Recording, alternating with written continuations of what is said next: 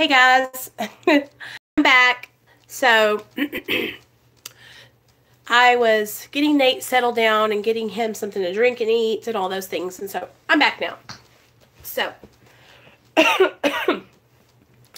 I hope that I answered all y'all's questions in the last video. If I didn't and you have any questions, please comment down below. I will answer any questions you guys have. I am an open book. I do not mind. I don't mind you guys asking me questions. You know, I don't mind people who are curious and don't understand. Like, I don't mind any of that, you know. What I do mind is when people are just blatantly making shit up. And I don't deal with that, you know.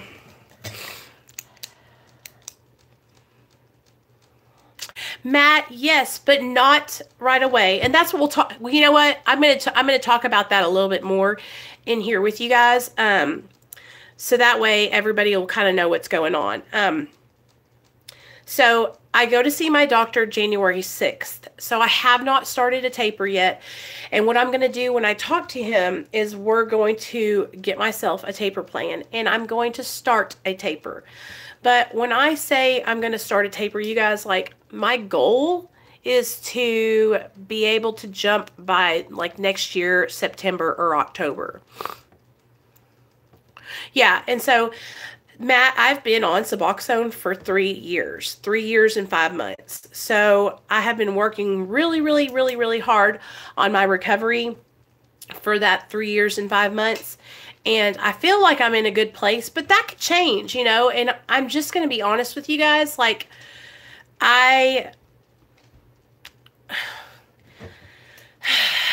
going to be so honest. I'm just going to be candid with y'all.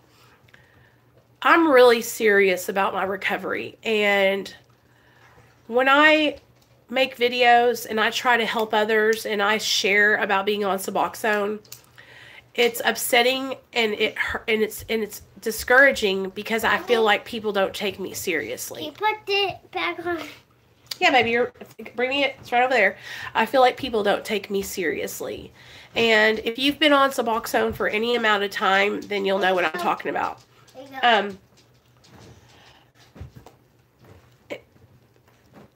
That's not why I'm tapering, because I'll tell you right now, like, I'm in a good place. I can afford my medication. I have a good rapport with my doctor and my therapist. Like, I'm on a good, you know, schedule with them and all those things. I don't know. I kind of just feel like I want to try, you know what I mean? But I have been, like I said, in recovery without any relapses, drugs or alcohol for 3.5 years now. And I've been working my ass off at really getting down to the causes and conditions of why I use drugs and alcohol, and what were the things and reasons why I was, you know, using and felt like I needed to have substances to, like, function on a regular basis. You know what I'm saying?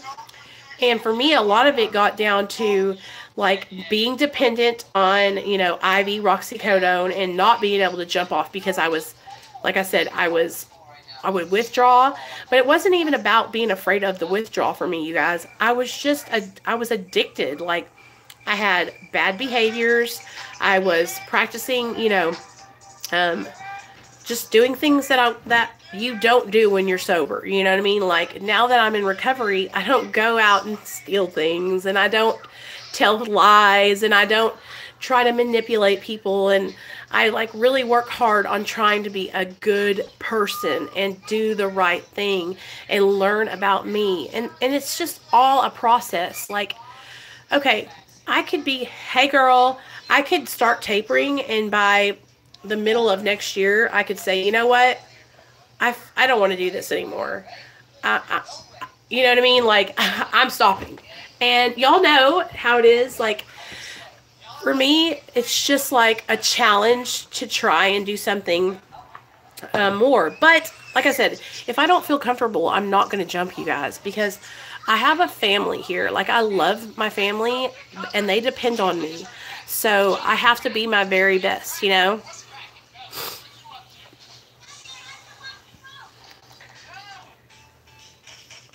I'm feeling like really confident in everything that I'm doing. You know, I don't know if you guys know, but I started a podcast and I uploaded my first episode yesterday. And it was kind of just like me telling the podcast people or my listeners about what brought me to getting on Suboxone and why I chose to try it, you know. Um, this didn't just all come to me overnight. Like, I had been trying to get sober for over 5 years. I had been in and out of the program for 5 years. Um, I had negative consequence after negative consequence after negative consequence. Like, I want you guys to know, like, I just didn't go get put on a medically assisted treatment. I had tried so many times before to get sober, you know? And I just wasn't having any success. And so my doctor was like, well, this medication is for people that are like you, who are struggling and not having success staying sober. And so, and it's done exactly that for me, you guys. Like, it's helped me to stay on track. It has taken away the cravings for opiates. It has helped me to be able to, like, not have to worry about going out and using, you know, because I have this medication that I can fall back on, you know, and that helps me to feel okay.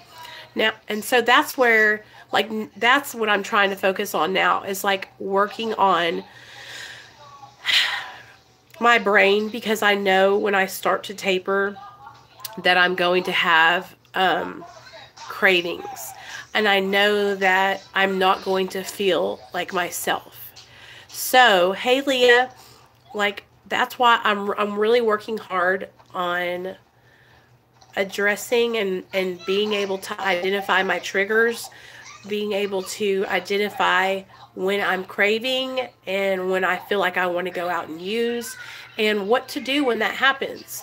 And what I have learned so far is that I can have a thought, but as long as I don't pick up, I'm not going to get high, you guys. When the thought comes in my mind, hey, it would be great to have a Xanax, you know, I don't have to act on that thought. And that's what I'm training myself to practice, is not to act on my thoughts. For instance, just like I want to react on my thoughts when people are trolling me, right? Okay, baby, good night.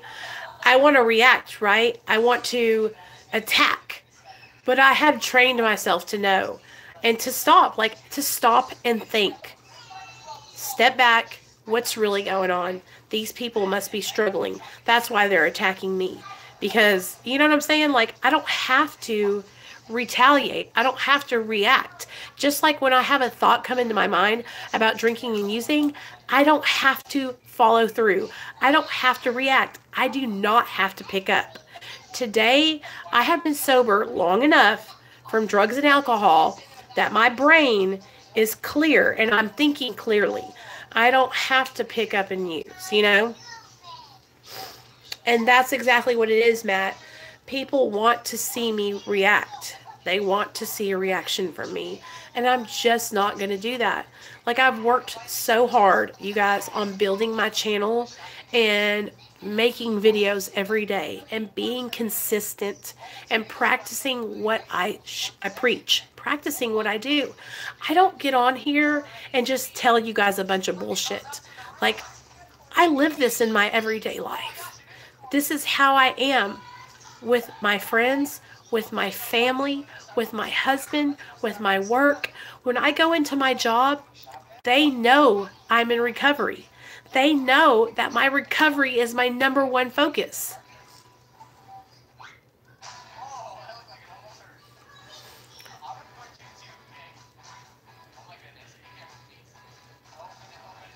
I know. And that, Christy, that's what it is. It's literally people that are just bored and pathetic and have nothing better to do because they are just lonely, sad, insecure, full of fear people. I guess I don't know, because I've never been a person to like go over to people's channels to just watch their videos and attack them, you know?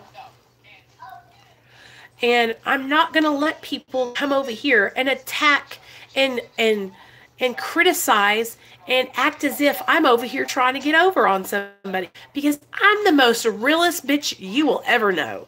And I fucking am a good fucking person.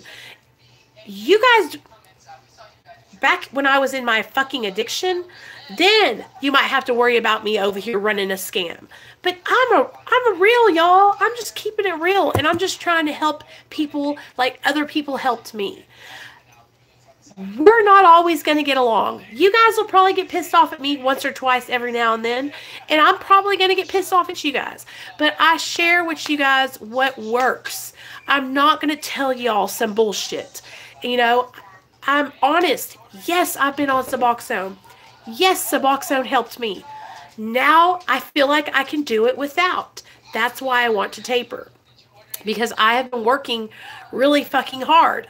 I practice every single day, you guys. Getting up, doing my meditation, turning my will over to God, thanking Him for keeping me sober, doing the right thing when I go to work, following through with what I say I'm going to do, being consistent on uploading. Like, these are all things that I have to do in my life that add to my recovery. Like, when I say I'm going to do something, I do it. For the longest time, I struggled. I couldn't follow through. And that was one of the things that I would fall short on, was I was not consistent. Now I'm consistent. I'm knocking out these goals. I got goals and I'm achieving them. And that's what I want to teach you guys to do, is that you can make goals and you can achieve them. Just like a goal for you can be getting sober, you know? We all can do it, you guys. Like, and if you're on a maintenance medication, just because I'm saying I'm at 3 years and I think I might want to start tapering, doesn't mean that any of you guys have to be ready to taper. Hey, Tabitha, you guys, I want to encourage you to take your time, but I don't mean just take your time and sit at home and take your medication. I mean, take your time, get involved in a program, get yourself some reading material, some journals, write down, start journaling, really start getting inside and thinking and working with someone who cares about you. A therapist, a sponsor, a mentor, whoever you can relate to and you trust to share that part of your life with. Hey, Michelle, get with one person that you can trust and really start delving into the causes and conditions and what made you tick. Why were you getting high? What was it that sent you over the edge? You know, that for me, like, there was things that led up to my addiction, you know, and then while I was in my addiction, there was more things that kind of fueled it, you know. And I've also learned that, like, as human beings, we are all just really fearful of having our security and our financial situation and our love situation, like, threatened. And when we get like that, we get defensive. So, I see people, like, almost, I see that insecurity in other people because I know, because I've been there. You know, I'm not the most secure person. I have a lot of things that I struggle with, like insecurities about my body and about how I look. And, you know, sometimes I'm unsure of myself. And the only reason I'm unsure of myself about things sometimes is because of the doubt that others have planted in me. I know what I'm talking about works. I know it because I've done it. I have worked my fucking ass off, you guys. When I got put on medically assisted treatment, I didn't just get put on medically assisted treatment. I went and got a sponsor, and I started working the steps, and I started going to meetings. And I got a therapist, and I started going to therapy. And that's what has really, really helped me, is the combination of all those things.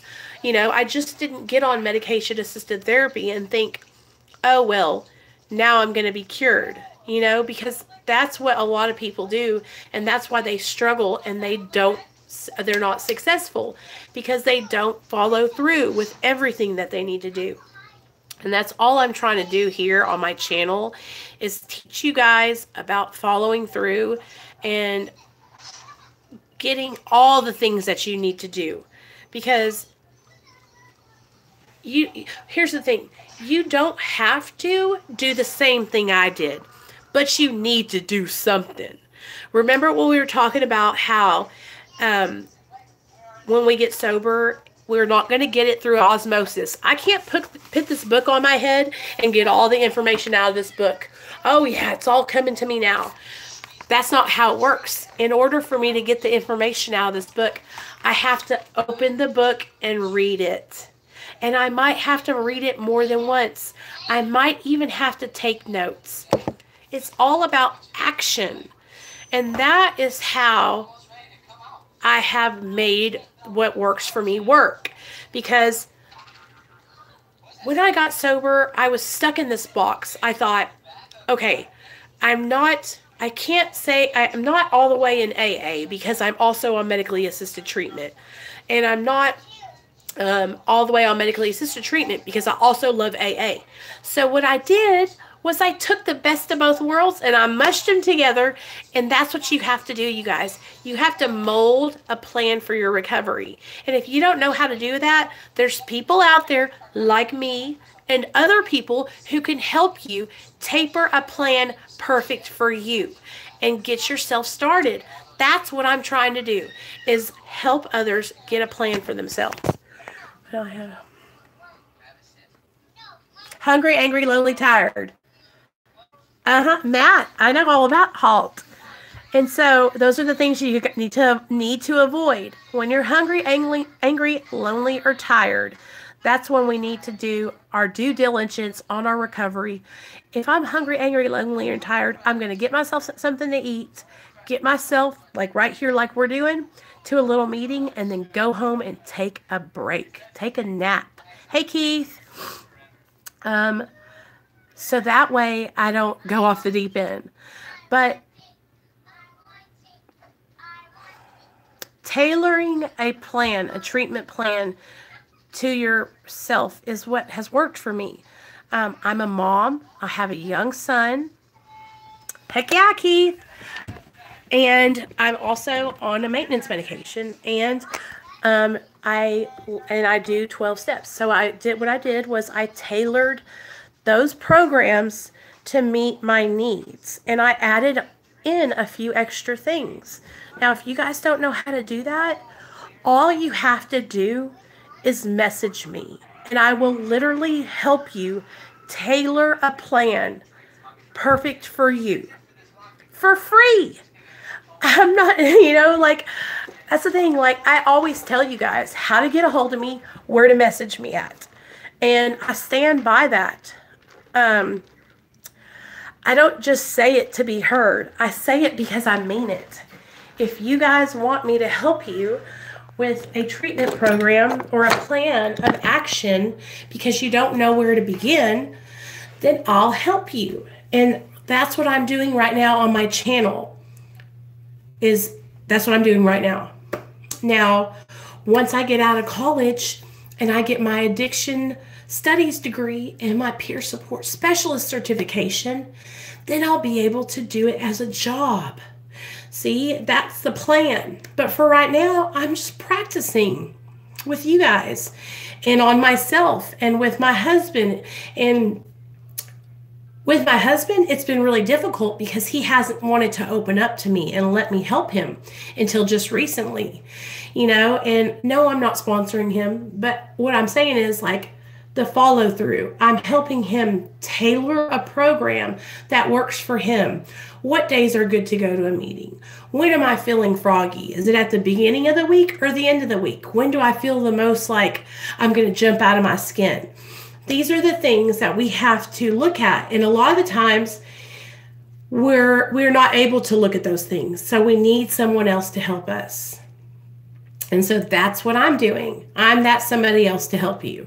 And I just want you guys to know, like, You can message me anytime, day or night, on Instagram, email me, or Twitter me, and I will answer any question you have, and I will help you with anything you need help with. You guys don't even understand. I have talked to people in the middle of the night that are all the way in other parts of the country, because I know what it's like to struggle, and if you need something, I'm going to be there for you, because somebody was there for me. Do you feel me? My face is so hot for some reason. Yeah, and here's the thing, Tabitha. It's like, I don't know if you were here earlier, but people are basically like acting like I'm over here trying to sell these services, and I'm offering them for free. Like, I'm not asking for anything in return. You know, yes, I'm trying to get a camera. Everybody knows that. You know, but that I'm not over here like with a GoFundMe up. You know?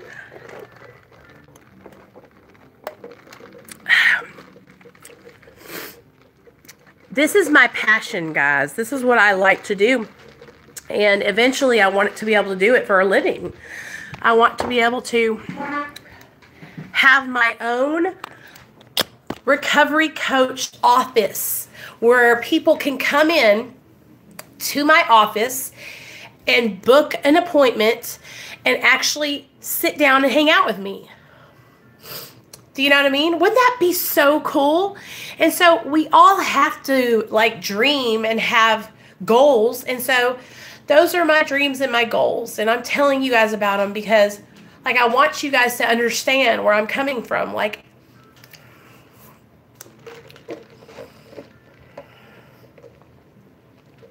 Matt, it's hard. It's hard for me to turn the other cheek sometimes because I try to be so kind and understanding and giving and open-minded with everyone. And so when somebody burns me, it takes a lot. And there's really no reason to do it because I am so kind and open-minded and forgiving. Do you guys know what I'm saying? So that's why it pisses me off. But, okay, I'm not mad anymore, so let's stop that. Because what this does, okay, I have serenity in my life. I have peace in my life today. And it's because I have that recovery. Exactly, Matt. Today, I can say, you know what? I forgive them because they're sick and they're suffering. You know, I remember when I was like that, and it's a sad existence, and I don't want to be like that.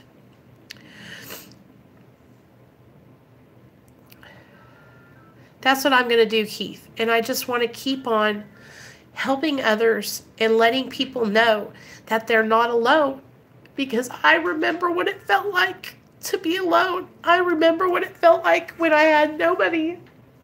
And I didn't know how to ask for help. I didn't know how to say, I'm struggling. I can't stop doing this and I don't want to die. I didn't know how to stop.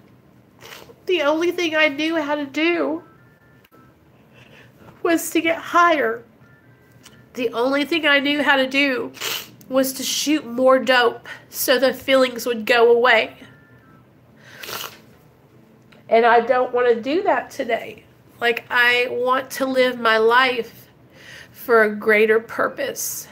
And you guys have given me a greater purpose, and you don't even realize it.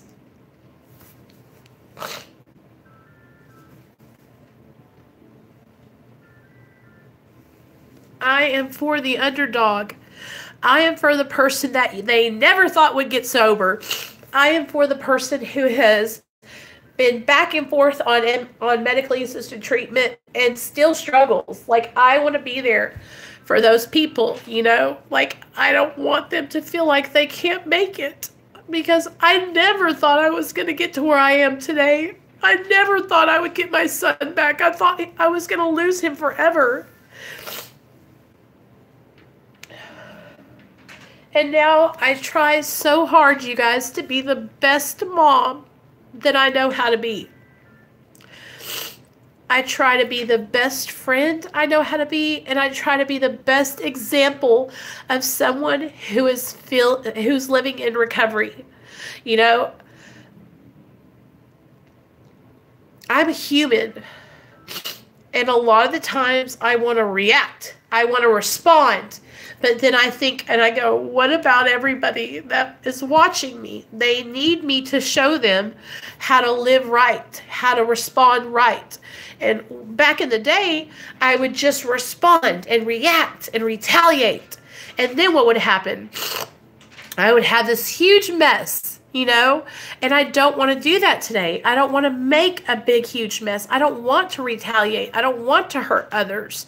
I want to help others. And that's what I've dedicated my life to doing, is helping others just like me, who have struggled for years and who have felt like they were not good enough, you know. And I'm sick of feeling, just because you're on maintenance medication does not mean that your recovery is not valid. It does not mean that you're not serious about being sober. It does not mean that you won't make it.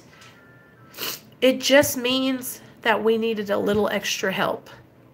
And that's why I made my channel, because I needed I needed support from people like me, from people who were just like me, who understood, because I couldn't talk to people who just got sober through abstinence, because they didn't understand what I was going through. They didn't understand what it was like to have people like tell them they weren't sober, you know? And that feeling, do you know what that feels like? It fucking sucks when your peers are telling you that what you're doing is not good enough. It's like, didn't I like have to deal with that for long enough?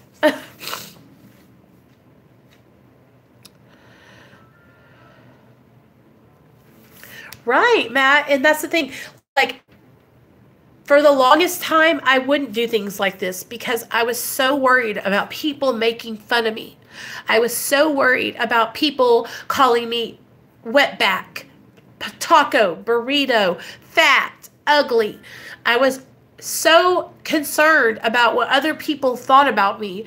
And then the more and more and more I got, the more sober I got, the more into my recovery I got, the more I realized that, like, all these years, I have valued myself on what other people think of me instead of what I think about me. And I had to learn to love me. I couldn't allow people to judge me and give me my value anymore. I love me. I'm doing a great job. I'm killing it. And I'm not going to let anyone take that away from me, you know? And it's almost like, why would you want to? But that's the thing, you guys. There's people out there who want to take that away from you. They don't want to see you happy. They don't want to see you succeed because they are unhappy, because they're not succeeding, because they are miserable, because they are uncomfortable with themselves, because they're insecure, because they need to push you down to bring themselves up. And it's just fucking sad because I don't have to live my life like that anymore. I don't have to push you down to bring myself up. I don't have to hurt you to feel good about me.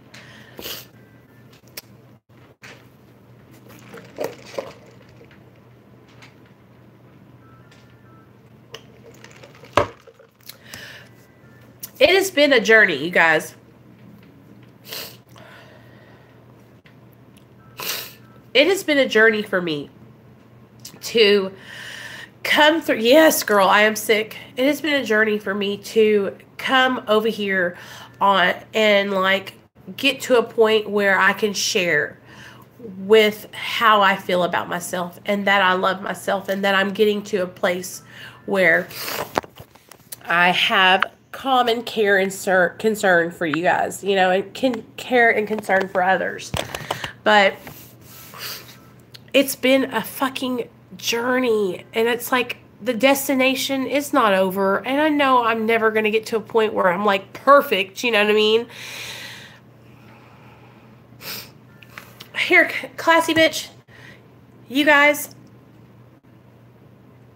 No, I didn't get pushed off of Facebook. That's the thing. I left Facebook because I wanted to leave Facebook. Because Facebook is toxic as fuck. And it was just like gotten to a point to where I couldn't go there without somebody talking shit because I was on medically assisted treatment. Because I shared about being on medically assisted treatment. I have so many friends on Facebook, you guys. And people who love me and care about me and want to see me succeed. But I couldn't sit there and be a part of something where people act like they're for recovery, and then in the same sentence, they tell someone who's trying to recover that their recovery is not recovery. And that's judgment, and I don't do well with that. So I removed myself from that situation before it got too bad, too out of control. Y'all, it's not even a big deal. I'm telling you, these people, it's just two people, you guys, who literally sit in their house and watch my channel all day long. And